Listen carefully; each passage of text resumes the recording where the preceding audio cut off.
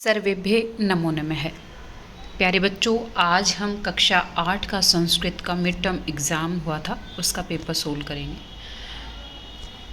समय है सार्धहोराद्वयम् यानी 2.5 घंटे का समय है। अधिकतम 60 यानी 60 अंक का पेपर है।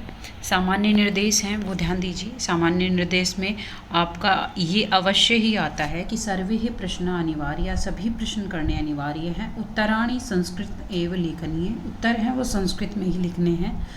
प्रश्नानाम उत्तराणि खंडानुसारम कर्मेण एवं लेखनीयानि, प्रश्नों के उत्तर खंड के अनुसार क्रम से लिखने हैं।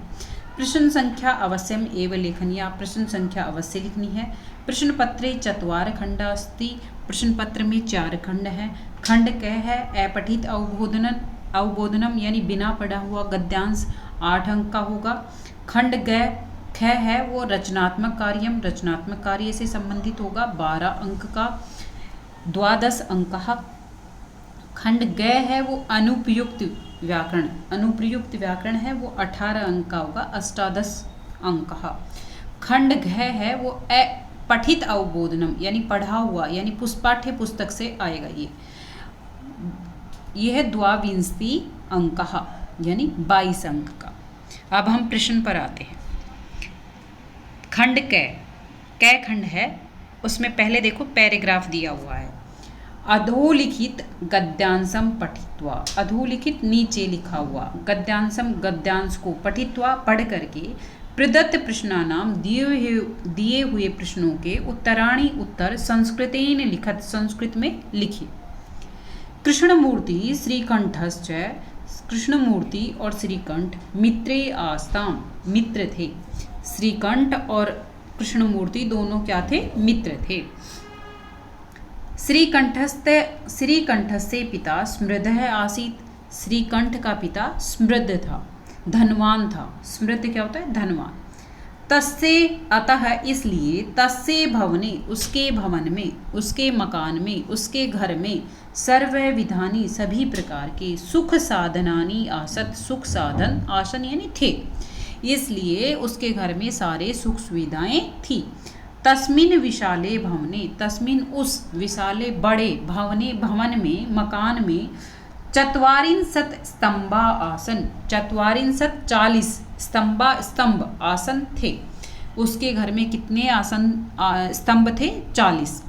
तस्य उसके 18 प्रकोष्ठेषु, तस्य यानी उसके 18 प्रकोष्ठेषु यानी कमरे, 50 गवाक्षा और 50 खिड़कियाँ, 44 द्वाराणी, 44 40 और 4 44 द्वाराणी द्वार, 60 यानी 6, 63 यानी 30, तो 36 विद्युत व्यंजनानी यानी बिजली के पंखे, 6 आसन और थे। यानी जो उसका घर था, उसके घर में क्या क्या सुख सुविधाएं थी? उसके विशाल भवन में 44 स्तंभा, 40 खंबे थे, 18 प्रकोष्ठेषु यानी कमरों में, और 18 कमरों में 50 गवाक्षा, 50 खिड़कियां थी, और 44 द्वाराणी और 44 द्वार थे, 63 विद्युत व्यंजनानी, 6 और 36 विद्युत व्यंजनानी यानी पंखे आसन थे। तत्र 10 सेवकाः, वहाँ पर 10 सेवक निरंतरम लगातार कार्यम कुर्वन्ति स्म, कार्य करते थे। और उसके घर में 10 नौकर, 10 सेवक लगातार कार्य करते थे। भृत्य, नौकर, सेवक एक ही बात है ना। परम लेकिन कृष्णमूर्ति के माता पिता च निर्धनो कृषक दंपति, लेकिन कृष्णमूर्ति के माता पिता थे वो क्या थे? गरीब कृषक दंपति थे। ठीक है, किसान पति पत्नी, दंपति होता है पति पत्नी। तस्य गृहम, उसके घर में, आडंबर विहीनम साधारणं च आसीत, और उसका घर कैसा था? आडंबर से रहित साधारण था। च यानी और, उसका घर आडंबर से रहित और साधारण था। अब प्रश्न देखिए। एक पदेन उत्तरतः, एक पद में उत्तर दीजिए। केवलम प्रश्न त्रयम, केवल 3 प्रश्न करने हैं। अब देखो 4 दिए हुए हैं और आपको परीक्षा में 3 करने होंगे, और आपको 3 यदि चारों करते हो तो आपके 3 ही चेक होंगे परीक्षा में। मैं आपको चारों के उत्तर बता देती हूँ।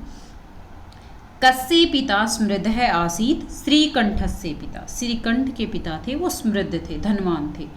भवने कति स्तंभ आसन, मकान में कितने स्तंभ थे तो हमने देखा है, देखो चत्वारिंशत्।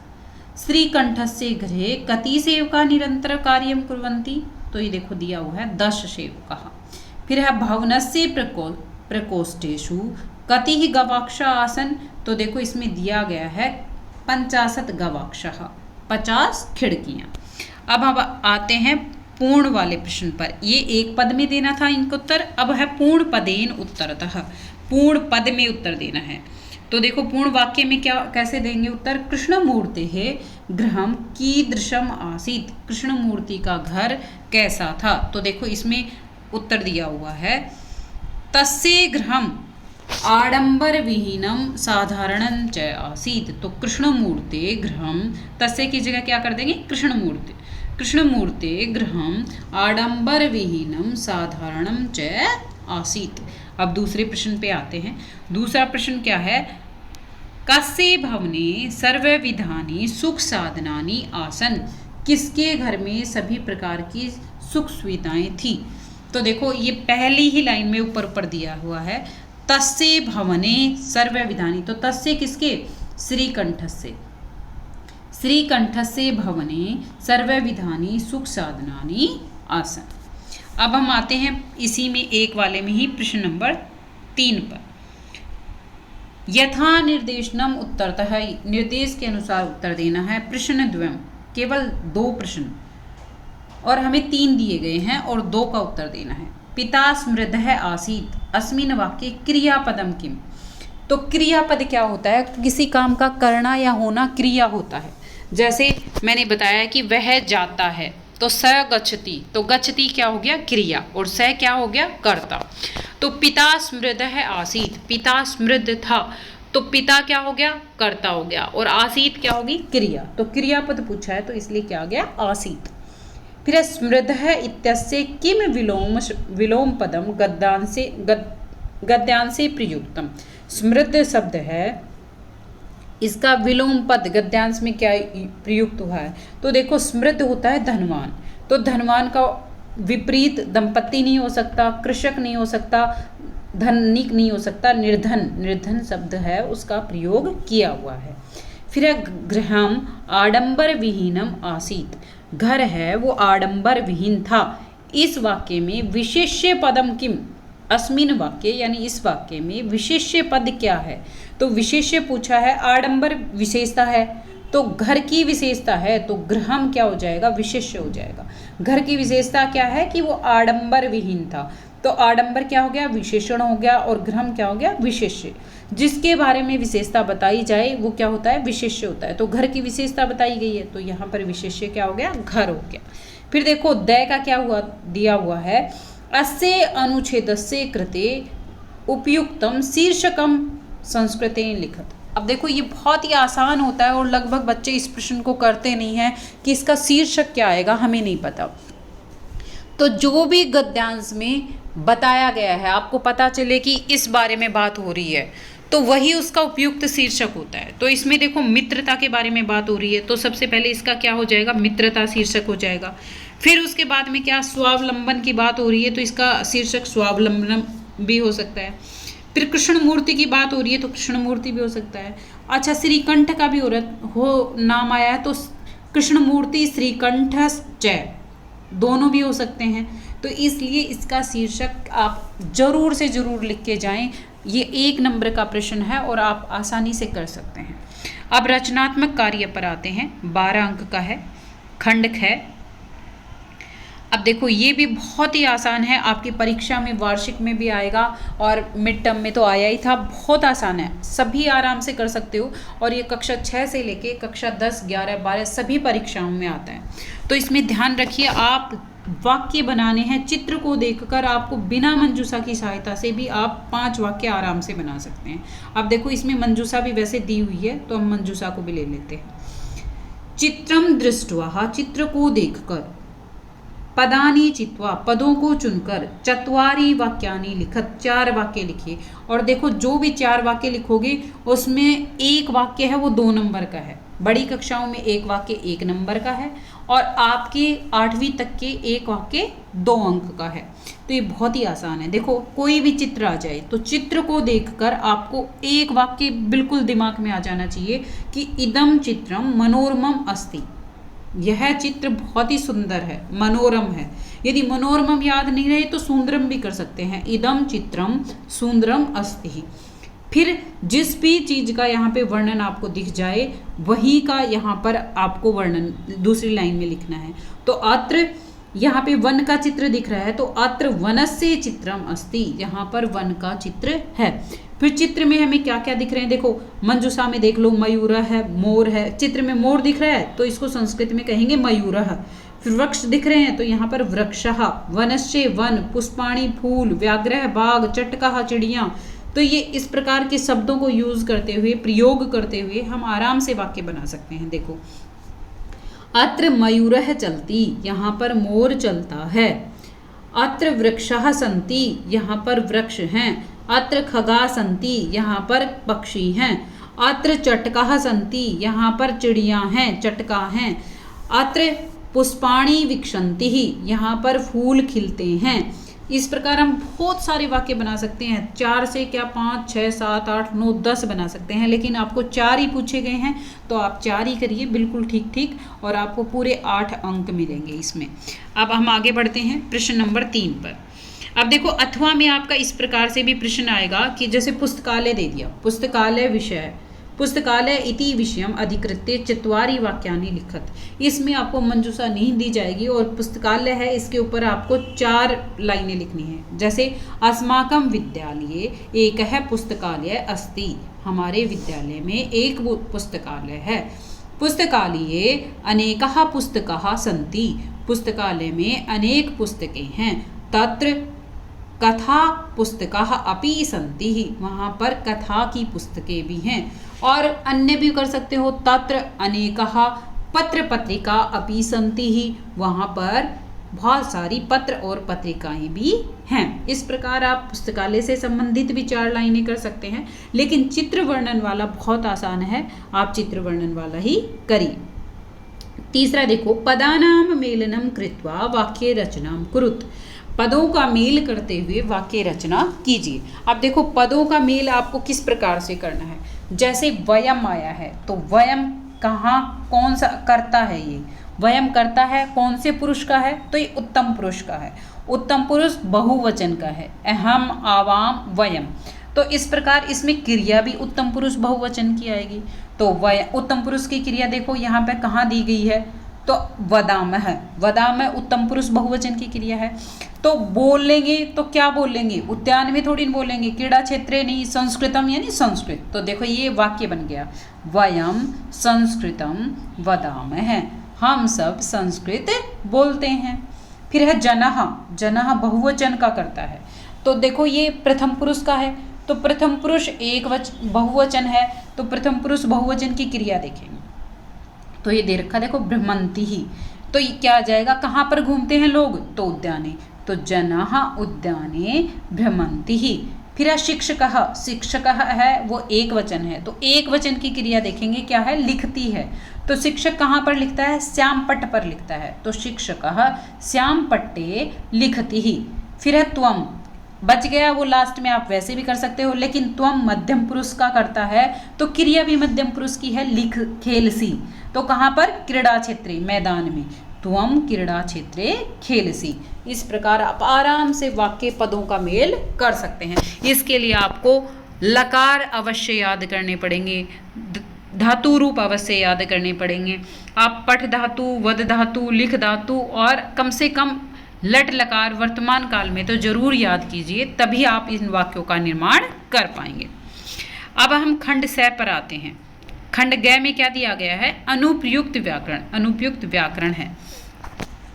अधोलिखित वाक्येषु, नीचे लिए लिखे गए वाक्यों को, रेखांकित पदेषु, रेखांकित जो पद दिए गए हैं, संधिम संधि विच्छेदम वा कुरुत, या तो संधि कीजिए अथवा, वा का अर्थ क्या होता है अथवा, संधि विच्छेदम संधि विच्छेद कुरुत यानी कीजिए, या तो आपको संधि करना है यानी जोड़ना है, संधि का अर्थ क्या होता है जोड़ना, और संधि विच्छेद का अर्थ क्या होता है टुकड़े करना, तो या तो आपको जोड़ना है या फिर टुकड़े करना है। केवल प्रश्नत्रयम यानी 3 करने हैं, हमें 4 दिए गए होंगे और उसमें से 3 करने हैं कोई भी। आपको परीक्षा में ये जरूर दिया जाता है, यदि 2 होते हैं तो आपको 1 करना है, 3 होते हैं तो 2 करना है, 4 होते हैं तो 3 करना है, 5 होते हैं तो 4 करना है। आप ये जरूर देख लेना एक बार प्रश्न में। अब देखो संधि विच्छेद करके दिया हुआ है, करगद ऊपरी, तो इसको एक साथ जोड़ेंगे तो क्या हो जाएगा करगदो ऊपरी। यहाँ पर कौन सी संधि है, ए और उ मिलके ओ हो रहा है, तो गुण स्वर संधि है यहाँ पर, तो आपको ये भी ध्यान रखना है इसमें गुण स्वर संधि है करगदो ऊपरी। फिर है विनीव यानम नगारोहणम, अच्छा नगारोहणम में अंडरलाइन है, तो नगारोहणम एक साथ लिखा हुआ है, यानी ये संधि है और हमें इसका संधि विच्छेद करना है, तो संधि विच्छेद इसका क्या हो जाएगा नग आरोहणम, ए और आ मिलके क्या हो जाएगा आ, तो यहाँ पर दीर्घ स्वर संधि है। फिर हम आगे बढ़ते हैं, तीसरा वसंत और ऋतु, वसंत ऋतु को एक साथ जोड़ेंगे तो क्या बच जाएगा वसंत ऋतु। इसमें भी देखिए ए और री मिलके क्या हो जाएगा अर, तो अर किस में होता है गुण स्वर संधि में होता है। तो देखो एक साथ जोड़ दिया तो ए तय में ज्वाइंट हो जाएगा तो क्या हो जाएगा तय हो जाएगा, और र आधा है तो ऊपर चला जाएगा, वसंत ऋतु बन जाएगा। फिर है प्राचीन इतिहासे, इसका विच्छेद करेंगे तो क्या हो जाएगा प्राचीन इतिहासे, प्राचीन और इतिहासे, ए और ई मिलके क्या हो रहे हैं ए हो रहे हैं। अब हम आगे बढ़ते हैं प्रश्न नंबर 5 पर, रिक्त स्थानेषु प्रत्यय संयोज्य विभज्य व लिखत, जो नीचे रिक्त स्थान है उनमें प्रत्यय को या तो संयोज्य जोड़ करके या विभज्य विभाजन करके लिखत यानी लिखना है। तो देखिए आप ये जरूर ध्यान रखना कि इसमें पा और कत्वा दे रखा है, तो लगभग बच्चों ने क्या दिया पाक्तवा कर दिया, तो पाक्तवा नहीं होता, ये कत्वा प्रत्यय जुड़ता है तो इसका त्वा शेष रहता है, तो त्वा शेष होगा तो इसमें पात्वा तो बनेगा नहीं, इसमें शब्द रूप बनेगा पित्वा। फिर है प्र दा और तुमुन, तुमुन का तुम शेष रहता है और एक साथ जोड़ेंगे तो क्या बन जाएगा प्रदातुम। फिर है भू और कत्वा, तो ऐसे एक साथ जोड़ेंगे तो त्वा शेष रहता है, इसका क्या बन गया भुत्वा। फिर है गंतुम दे रखा है, तो इसका अलग अलग विच्छेद करेंगे तो क्या हो जाएगा गम और तुमुन, इसका गच्छ और तुमुन भी हो सकता है, गम और तुमुन भी हो सकता है गंतुम। फिर प्रश्न नंबर 6 पर आते हैं, मंजूषातः चित्वा, मंजूषा से चुनकर समुचित अव्ययन, जो समुचित अव्यय है वो रिक्त स्थानानि पूर्यत, उससे रिक्त स्थान की पूर्ति करनी है। तो देखो ये अध्याय का नाम आपने सुना भी होगा, बिलस्य वाणी न कदापि मे श्रुतः, तो आपको एक बार बोलते ही याद आ जाना चाहिए कि इसमें कदापि आएगा अव्यय, कि बिल की वाणी हमने कभी नहीं सुनी। फिर चंचलः वनम गतवान तदा से व्याघ्रम दृष्टवान, यदा वनम गतवान जब वो वन गया तो इसमें यदा आ जाएगा। फिर है व्याघ्रम माम खादिष्यति, बाघ मुझे खा जाएगा। अतएव इसलिए, अतएव एक साथ है, अतएव पलायनम करणयम, दौड़ लेना चाहिए, हमें भाग जाना चाहिए। कुछ बच्चों ने एक में अतः कर दिया दूसरे में एव कर दिया, ये अतः एव एक ही शब्द है। यदि त्वम माम मुंचिष्यति, यदि तुम मुझे छोड़ दोगे, अहम त्वम ने हानिष्यामि, मैं तुम्हें हानि नहीं पहुंचाऊंगा, तो इसमें तरही, तो तरही का अर्थ क्या होता है तो, यदि तुम मुझे छोड़ दोगे तो मैं तुम्हें हानि नहीं पहुंचाऊंगा। तो ये इस प्रकार से आपके अव्यय पद हैं। यदि किसी को अव्यय पद समझ में नहीं आए तो एक बार अव्यय वाला वीडियो जरूर से जरूर देख लेना। अब देखो अंकानाम कृते है मंजूषातः चित्वा उचित पदेन रिक्त स्थानानि पूरयत, अंकों का मंजूषा में से प्रयोग करते हुए चुन करके उचित पद है वो रिक्त स्थान में भरने हैं। अब देखो हम सबको पता है कि ये गिनती आई है, और गिनती मैंने आपको गिनती का वीडियो डाला हुआ है, यदि फिर भी किसी बच्चे को याद नहीं है तो एक बार गिनती का वीडियो आप अवश्य देख लें। इसमें क्या दिया गया है, फरवरी मासे दिनानी संति, फरवरी महीने में दिन होते हैं तो 28 होते हैं, तो 28 को क्या कहेंगे? अष्टाविंशति। फिर वर्षे मासा भवन्ति, साल में महीने होते हैं कितने? 12, 12 को क्या कहेंगे? द्वादश। फिर है दिसंबर मासे 31 दिनानि भवन्ति ही, दिसंबर महीने में 31 दिन होते हैं तो 31 को कहेंगे 31। फिर है अशोक चक्र है 24 अराह संति, अशोक चक्र में 24 तिल्लियां होती हैं तो 24 को क्या कहेंगे? चतुर्विंशति ही। अब प्रश्न नंबर 8 पर आते हैं। उचित शब्दानि, उचित शब्द रूपाणी चित्वा, उचित शब्द रूपों को चुन करके रिक्त स्थानानि पूर्यत, रिक्त स्थान की पूर्ति करनी है। नूनम अस्मिन बिले सिंह अस्ति इति तर्कयामि, निश्चय ही इस बिल में, तो बिल में का मतलब सिंह रहता है ऐसा मैं सोचता हूँ, तो बिले सप्तमी विभक्ति का प्रयोग हुआ है तो यहाँ पे बिल में बिले आ जाएगा। स्वः कार्यम एकेनेव यंत्रेण कर्तुम शक्यते है, सारे कार्य हैं, सर्वम कार्यम, सारे कार्य एक ही यंत्र से हो सकते हैं तो यंत्रेण, इसमें कौन सी? तृतीया विभक्ति आ जाएगी। अब देखिए आगे, वृक्षः अवदत्, वृक्ष ने कहा, अस्माकं छायाम विरवन्ति, तो मानवः, वृक्षः वदत् मानवः, मनुष्य हमारी छाया में बैठते हैं। फिर वयम स्वः, मैं कल, देशस्य विषय ज्ञातुम इच्छामः, तो देशस्य आ जाएगा, इसमें षष्ठी विभक्ति आ जाएगी। फिर उचित धातु रूपाणी चित्वा रिक्त स्थानानि पूर्यत, उचित धातु रूप को चुन करके रिक्त स्थान की पूर्ति करनी है। अब देखो इसमें क्या दिया हुआ है, वस धातु और लट लकार आएगा इसमें, तो वने सर्वे पशवः मिलित्वा, तो सर्वे आया है, सर्वे तो इसका मतलब बहुवचन का रूप है, सर्वे पशवः, तो अवशत है ये तो लंग लकार का रूप है, वस्तु है ये लोट लकार का है, तो लट लकार में वसंती ही दिया है तो वसंती आ जाएगा इसमें। फिर है अहम प्रतिदिनम प्रातः रासे दुग्धम, और पा धातु उत्तम पुरुष की क्रिया दी हुई है, तो पाश्यामः है ये लिट लकार है, पाश्यति लिट लकार है, तो पिबामी है ये लट लकार है, उत्तम पुरुष लट लकार, तो इसमें पिबामी आ जाएगा। फिर देखिए सत्यम वद धर्मम चर, यदि आपको उक्ति याद है तब तो सीधा चर कर दोगे, लेकिन इसमें लोट लकार का पूछा है, तो चरती है ये लट लकार का रूप है, चरसी है लट लकार का रूप है, लोट लकार का केवल चर ही आया है, चरतु चरताम चरंतु चर, है ना। फिर त्वम कार्यम, तुम कार्य, क्रय धातु और मध्यम पुरुष का रूप है, तो ए करोत नहीं आएगा, ए कुरुताम नहीं आएगा, ए करो आ जाएगा, त्वम के साथ मध्यम पुरुष की क्रिया लगेगी तो ए करो हो गया। अब खंड घ में आते हैं, पठित अवबोधनम, पढ़ा हुआ पैराग्राफ। अब देखो ये आपकी पाठ्य पुस्तक से ही आया है। अद्य आज संपूर्ण विश्व है, संपूर्ण विश्व में अधोलिखितम गद्यांशम पठित्वा प्रश्नान उत्तरतः, नीचे लिखे हुए गद्यांश को पढ़कर प्रश्नों के उत्तर देने हैं। अद्य संपूर्ण विश्व, आज संपूर्ण भारत में, संपूर्ण विश्व में डिजिटल इंडिया इत्यस्य चर्चा शुरूयते, डिजिटल इंडिया इस नाम की चर्चा सुनी जाती है। अस्य पदस्य, इस पद का कै भाव है, क्या भाव है, इति मनसी, ऐसी मन में, जिज्ञासा उत्पद्यते, जानने की इच्छा उत्पन्न होती है। काल परिवर्तनेन, समय के बदलने पर, सह साथ ही, मानवस्य, मनुष्य की आवश्यकता अपि परिवर्तते है, मनुष्य की आवश्यकता भी बदल गई है, जो जो समय परिवर्तन हुआ है त्यों त्यों मनुष्य की आवश्यकता भी परिवर्तित हो गई है। प्राचीन काले, प्राचीन समय में, ज्ञानस्य, ज्ञान का आदान प्रदान मौखिकम आसीत, ज्ञान का आदान प्रदान कैसा, मौखिक था। विद्या च श्रुति परंपरा गृह्यते समय, और विद्या भी श्रुति परंपरा यानी सुनने की परंपरा से गृह्यते समय ग्रहण की जाती थी। अनंतरम, इसके बाद, तालपत्रोपरि, ताड़पत्र के ऊपर, भोजपत्रोपरि और भोजपत्र के ऊपर, च और लेखन कार्य आरब्धम, लेखन कार्य आरब्ध हो गया। फिर उसके बाद में धीरे धीरे ताड़पत्र और भोजपत्र पर लेखन कार्य आरंभ हो गया। परिवर्तनी काले, और समय बदलने पर, कर्गदस्य लेखन्या च आविष्कारेण सर्वेषाम एवः मनोगतानां भावानां कर्गद ऊपरी लेखनम प्रारब्धः, और समय बीतने पर कर्गदस्य लेखन्या च आविष्कारेण, कागज और लेखनी के आविष्कार से, सर्वेषाम एवं सभी ही, मनोगतानां भावानी, मन के भावों को, कर्गदो ऊपरी कागज के ऊपर, लेखनम लिखना, प्रारब्धम आरंभ हो गया।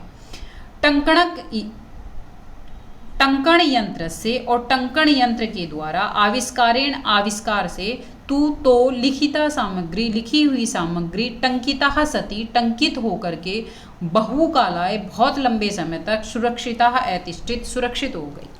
यानी जो टंकण आता है, टंकण उसके द्वारा यंत्र के द्वारा जो आविष्कार किया गया उससे लिखित सामग्री है, लिखी हुई सामग्री है, वो बहुत लंबे समय तक सुरक्षित रहने लगी। अब हम प्रश्न पर आते हैं। अब देखो प्रश्न क्या दिया गया है, एक पदेन उत्तरतः, एक पद में उत्तर देना है। प्राचीन काले ज्ञान से आदान प्रदान की दर्शम, प्राचीन काल में ज्ञान का आदान प्रदान कैसा था? तो मौखिक था। आद्य संपूर्ण विश्व कस्य चर्चा श्रूयते, आज संपूर्ण विश्व में किसकी चर्चा सुनी जाती है? तो डिजिटल इंडिया इत्यस्य चर्चा श्रूयते है। फिर पूर्ण वाक्येन उत्तरतः, पूर्ण वाक्य में उत्तर देना है। परिवर्तनी काले किम अभवत, समय बीतने पर क्या हो गया, परिवर्तित होने पर क्या हो गया? तो देखो इसमें दिया गया है परिवर्तनी काले कर्गद से लेखना च आविष्कारेण सर्वेषां मनोगतानां भावानां कर्गदो उपरि लेखनम प्रारब्धम, ये आ जाएगा 1 नंबर के प्रश्न का उत्तर। अब 2 नंबर का दिया हुआ है आद्य संपूर्ण विश्व कस्य चर्चा श्रूयते है, आज संपूर्ण विश्व नहीं सॉरी टंकण यंत्र से आविष्कारेण किम अभवत, टंकण यंत्र के आविष्कार से क्या हो गया? तो देखो इसमें दिया हुआ है टंकणक यंत्र से आविष्कारेण तू लिखिता सामग्री टंकिता सती बहुकालाय सुरक्षिता अतिष्ठत, यहाँ तक आ जाएगा दूसरे वाले का उत्तर। अब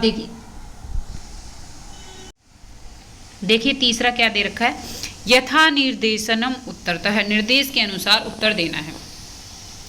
आदानम इत्यस्य विलोम पदम गद्यांशम चित्वा लिखित, आदान है, आदानम पद है, इसका विलोम शब्द गद्यांश में चुनकर लिखना है। तो आदानम क्या होता है? आदान करना, और प्रदानम प्रदान करना, देना और लेना। तो प्रारब्धम होता है शुरू करना, तो ये नहीं आएगा। आरब्धम होता है शुरू करना, तो ये भी नहीं आएगा। प्रदानम है प्रदान करना, देना, तो ये प्रदानम हो जाएगा। आदानम का मतलब लेना और प्रदानम प्रदान करना, लेना और देना, तो प्रदानम इसका विलोम शब्द हो गया।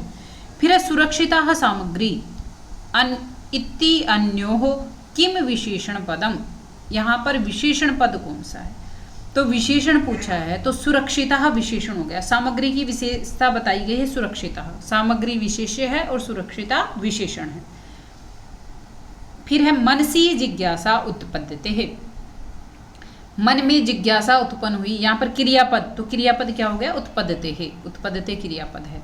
फिर है अधोलिखितम पद्यांशम पठित्वा प्रश्नानाम उत्तरतः, अधोलिखित नीचे लिखे हुए पद्यांशम पद्यांश को पठित्वा पढ़ करके प्रश्नानाम उत्तरतः, प्रश्न का उत्तर दीजिए। अब देखो ये पद्यांश है, श्लोक नहीं है। आप ध्यान दीजिएगा कि श्लोक क्या होता है और पद्यांश क्या होता है और गद्यांश क्या होता है। जो कोई भी श्लोक में ना हो, पद्यांश में ना हो, सीधा लाइन वाइज हो, वो तो होता है गद्यांश, और ये है पद्यांश, पैराग्राफ के रूप वाला।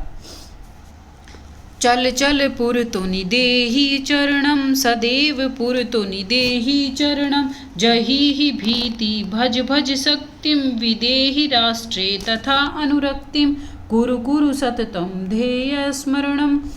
अभी देखो इसके प्रश्न करते हैं।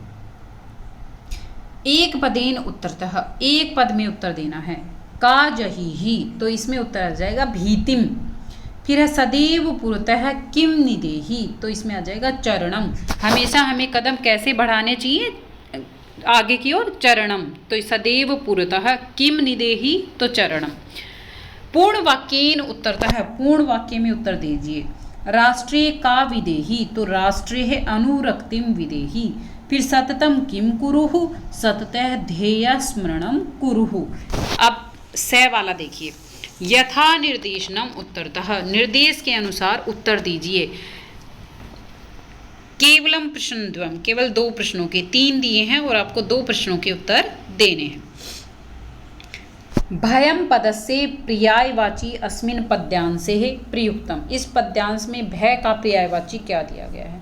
तो भीति दिया गया है। भीति होता है भय, अनुरक्तिम प्रेम होता है, विदेही रखना होता है, ये अलग है, तो भीतिम हो जाएगा। फिर जही ही भीतिम, अत्र क्रियापदम किम, तो जही ही क्या हो गया? क्रियापद हो गया। फिर पृष्ठतः विलोम शब्द तो पृष्ठतः का क्या हो जाएगा? पुरतः। पृष्ठतः होता है पीछे, पुरतः होता है आगे। सदैव हमेशा होता है, सततम होता है, ये लगातार होता है, तो ये नहीं आएगा, पुरतः आ जाएगा। अब प्रश्न नंबर 11 देखिए, अधोलिखितम संवादम पठित्वा, नीचे लिखे हुए संवाद को पढ़कर प्रश्नानाम उत्तराणि लिखत, प्रश्नों के उत्तर लिखिए।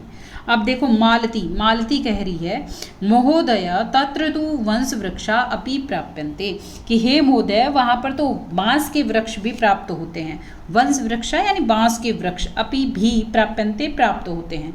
तो अध्यापिका कह रही है, आम हाँ, प्रदेशे अस्मिन्, इस प्रदेश में हस्तशिल्पानां बाहुल्यम वर्तते, हस्तशिल्प का बाहुल्य है, हाथ से बने हुए, हस्तशिल्प होता है हाथ से बने हुए, हस्तशिल्प का बाहुल्य है, बहुत ज़्यादा है। आवस्त्र आभूषणेभ्यः, वस्त्र और आभूषण, गृह निर्माण पर्यंतम, और गृह निर्माण के सामान तक, यानी आभूषणों से लेकर और घर के सामान तक, प्रायः वंश वृक्ष निर्मितानि वस्तूनाम उपयोगः क्रियन्ते, बांस से बनी हुई वस्तुओं का ही उपयोग क्रियन्ते किया जाता है। यतो ही अत्र, इसलिए यहाँ पर वंश वृक्षाणाम, बांस के वृक्षों का प्राचुर्यम विद्यते है, प्राचुर्यम यानी बहुत ज़्यादा प्रचुरता से, विद्यते हैं, सांप्रतम आज या इस समय, देशो उद्योगे अयम अंतर्राष्ट्रीय ख्यातम अवाप्तो अस्मि, अब या इस समय वंश उद्योग, बांस का उद्योग है, अंतर्राष्ट्रीय ख्याति प्राप्त कर गया है। यानी यहाँ पर कौन से उद्योग की बहुलता प्रचुरता है? बांस के उद्योग की। अभिनव है, तो अभिनव कह रहा है, भगिनी प्रदेशो अयम भैव आकर्षकः इति प्रतीयते है, जो भगिनी प्रदेश है, यह सात बहिनों का जो प्रदेश है वो बहुत ही आकर्षक इस प्रकार का लग रहा है। सलीम कहता है, किम भ्रमणाय भगिनी प्रदेशो अयम समीचीन है, क्या घूमने के लिए ये 7 बहनों का प्रदेश है वो सही है, समीचीनम ठीक है।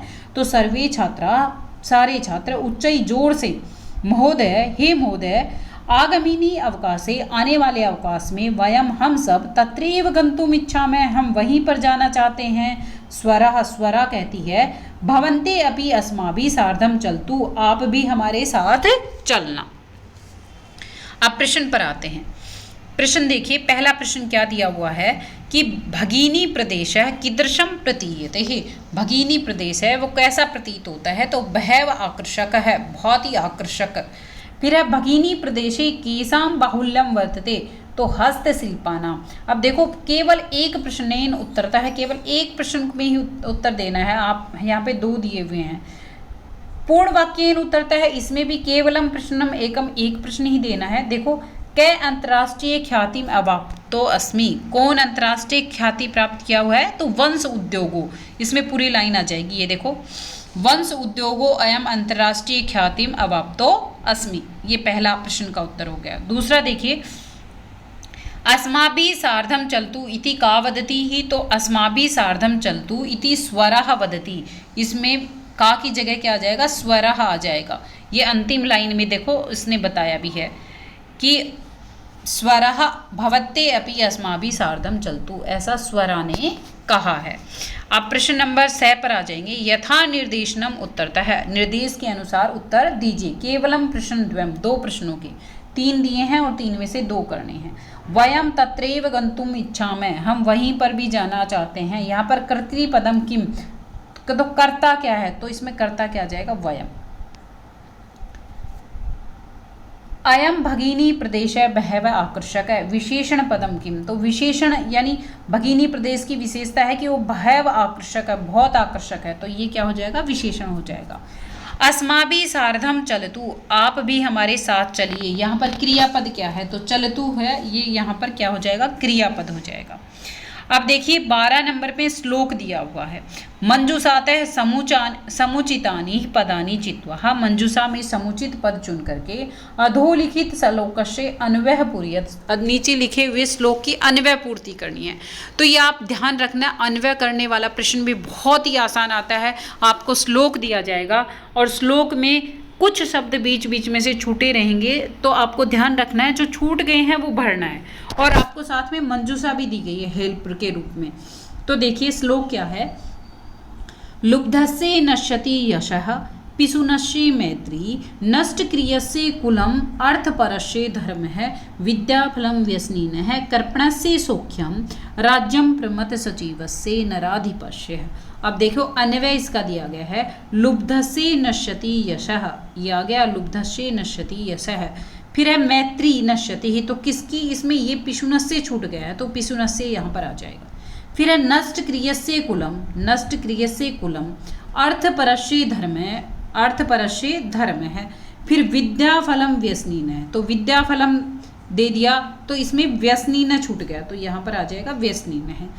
फिर लास्ट में आपको बचा प्रमथ सचिवस्य, तो वो यहाँ आ जाएगा, लेकिन फिर भी आपको पैराग्राफ से देखना है तो देखो कर्पणस्य सौख्यम, कर्पणस्य सौख्यम है। फिर राज्य प्रमथ सचिवस्य तो दे रखा है, नराधिपस्य राज्यम, तो प्रमथ सचिवस्य रह गया है, ये इसमें आ जाएगा। आराम से ये 3 अंक आप बहुत ही आसानी से बिना पढ़े भी ले सकते हैं, क्योंकि अन्वय में आपको कुछ करने की जरूरत नहीं है, जो सब छूट गए हैं वो ही भरना है। अब अंतिम प्रश्न है, देखिए 13 नंबर का, 13 नंबर पे प्रश्न है प्रश्न पत्र अतिरिच्य, प्रश्न पत्र के अतिरिक्त, अतिरिच्य यानी अतिरिक्त स्व पाठ्य पुस्तकात, अपनी पाठ्य पुस्तक से कमपि कोई भी श्लोक द्वयम, कोई भी 2 श्लोक संस्कृतेन लिखत, संस्कृत में ही लिखने हैं। अब देखो कोई भी 2 श्लोक लिखने हैं, तो मैंने सुभाषितानी से आपको बहुत बार याद करवाए हैं श्लोक, आप वहीं से कोई भी 2 श्लोक लिखना। सबसे पहले तो गुणा गुणज्ञेषु गुणा भवन्ति, ये वाला भी लिख सकते हैं, लेकिन वो बड़ा था इसलिए मैंने यहाँ पर नहीं लिखा है, मैंने छोटे छोटे 2 श्लोक यहाँ पर लिख दिए हैं। इस प्रकार के श्लोक लिखने हैं, जैसे विहाय पौरुषम यो ही देवम अवलंबते प्रासादात सिंहवत्तस्य मूर्धिनः तिष्ठति वायशः। फिर है साहित्य संगीत कला विहीनः साक्षात पशु पुच्छ विषाणहीनः तृणम न खादन अपि जीवमानः तद भाग ध्येयम परम पशूनाम। तो इस प्रकार ये हमारा प्रश्न पत्र पूरा हुआ। प्रश्न पत्र से संबंधित कोई भी प्रश्न आपको समझ में नहीं आ रहा हो तो प्लीज़ आप कमेंट बॉक्स में कमेंट करके अवश्य पूछें, और यदि आपको मेरा वीडियो पसंद आए तो प्लीज़ इसे लाइक ज़रूर करें और इस वीडियो को ज़्यादा से ज़्यादा संख्या में शेयर करें। धन्यवाद है। जय तु संस्कृतम, जय तु भारतम।